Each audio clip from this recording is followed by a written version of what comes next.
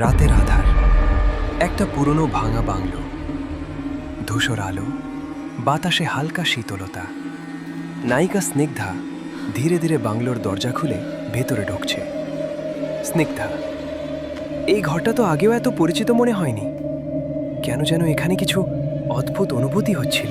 একটা পুরনো আয়না দেখে আয়নার মধ্যে এক অজানা মুখ দেখছে, যা ধীরে ধীরে অদৃশ্য হয়ে যায়। এটা কি? আমি কি ভুল দেখছি, না সত্যিই কেউ ছিল? হঠাৎ ঘরের কোণে একটা মৃদু শব্দ শোনা যায়, যেন কেউ ডেকে বলছে, স্নিগ্ধা। স্নিগ্ধা পিছিয়ে এসে দরজা বন্ধ করে, কিন্তু পিছন থেকে কেউ তাকে অনুসরণ করছে বলে মনে হয়। স্নিগ্ধা ভয়ে কাঁপতে কাঁপতে, আমি এই ঘর ছাড়ব, আমি আর এখানে থাকতে পারবো না। দৃশ্য ধীরে ধীরে অন্ধকারে মরে যায়।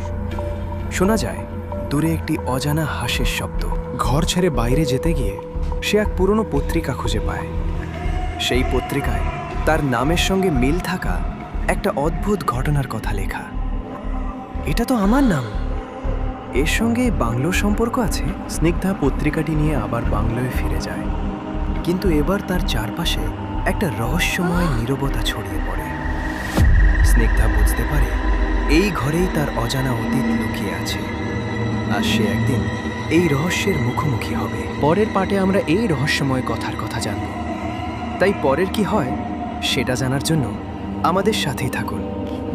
আমাদের চ্যানেলটাকে সাবস্ক্রাইব করে, ভিডিওটাকে লাইক করে, কমেন্টে নেক্সট পার্ট লিখে যাবেন।